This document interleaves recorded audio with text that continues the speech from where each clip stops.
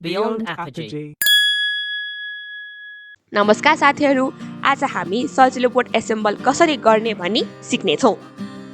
सजिलो बोट एसेम्बल गर्नु अगाडि हामीलाई चाहिन्छ एउटा सजिलो बोट, एउटा च्यासी, दुईवटा बियो मोटर, दुईटा व्हील्स, एउटा क्यास्टर व्हील,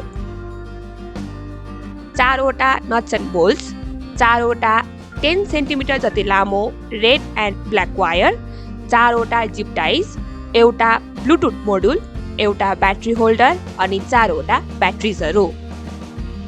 सबैभन्दा पहिला हामी यो ब्ल्याक र रेड वायर्सलाई बियो मोटरमा जोड्नेछौँ। जोड्नुभन्दा अगाडि हामीले यो वायर्सलाई सोल्डर गर्नुपर्ने हुन्छ।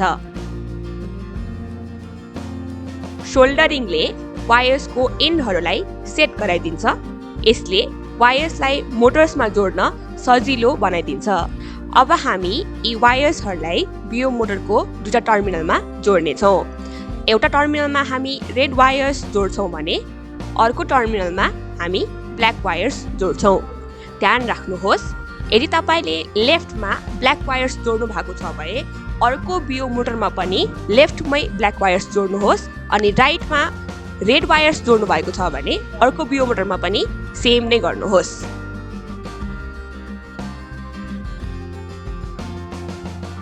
अब च्यासिसलाई लिएर हामी यसमा बोल्ट्सलाई सेक्युर गर्नेछौँ। मैले गरेको जस्तै तपाईँहरूले पनि यो च्यासिसको चारवटा कर्नरमा बोल्ट्सलाई राखेर नट्सले सेक्युर गर्नुहोस्।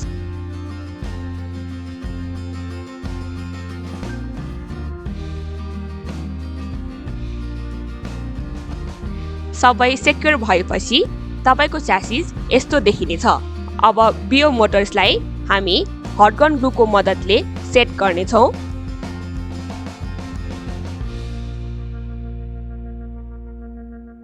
हामीले दुईटा साइडमा बियो मोटरलाई सेट गर्दाखेरि दुवै बियो मोटर अलाइन छ कि छैन भनी हेर्न जरुरी छ। मोटर्सको पोजिसन अलाइन भएन भने व्हील्स डिसब्यालेन्स हुन सक्छ। अब यी मोटर्सहरूलाई हामी जिप टाइको मद्दतले सेक्युर गर्नेछौँ। यो मोटर्सको साइडमा भएको होल्सहरूमा हामी जिप टाइ हालेर यसलाई सेक्युर गर्छौँ। अब हामी बो मोटरको हबमा व्हील्सलाई यसरी जोइन गर्छौँ।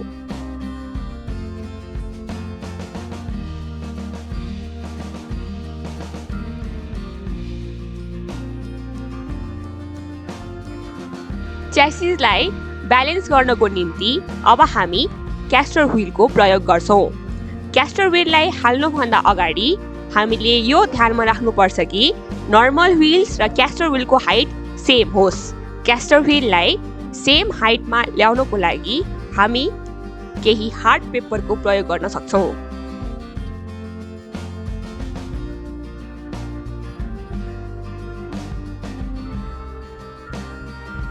अब हामी सजिलो बोटलाई च्यासीमा फिक्स गर्छौँ। सजिलो बोटको अल्ट्रासोनिक सेन्सर लेखेको पार्टलाई च्यासिसको अगाडिको पार्टमा जोड्नेछौँ। सजिलो बोटलाई च्यासीमा फिक्स गर्नको निम्ति हामी केही नटहरूको प्रयोग गर्नेछौँ। सजिलो बोटलाई च्यासीमा फिक्स गरिसकेपछि अब हामी मोटरको वायर्सलाई सजिलो बोटको मोटर ए र मोटर बी भन्ने भागमा जोइन गर्छौँ। तपाईँहरूले पनि मैले गरे जस्तै गर्नुहोला।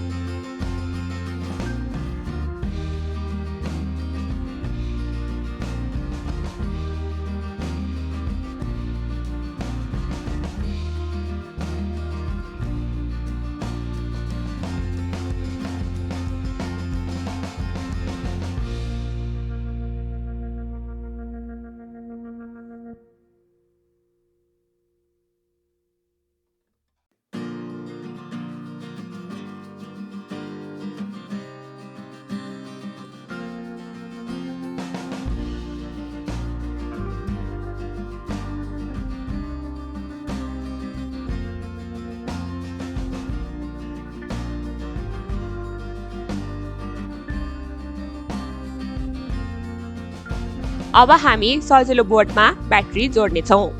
यदि तपाईहरूको सजिलो बोटमा 25 भोल्टको क्यापेसिटर छैन भने 4 ब्याट्री प्रयोग नगर्नुहोला। सजिलो बोटलाई डिभाइसद्वारा कन्ट्रोल गर्नको निम्ति हामीलाई ब्लुटुथ मोडुल चाहिने हुन्छ।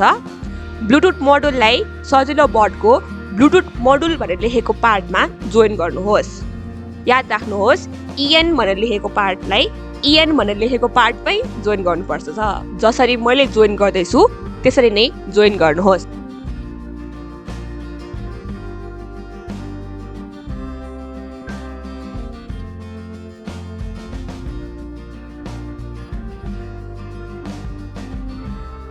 हाम्रो सजिलो बोट एसेम्बल गरिसकेपछि यस्तो देखिनेछ। यदि यो भिडियो मन पर्यो भने लाइक, शेयर र कमेन्ट गर्न नबिर्सिनुहोला। यस्तै भिडियोजहरुको लागि हाम्रो च्यानललाई सब्स्क्राइब गर्नुहोस्।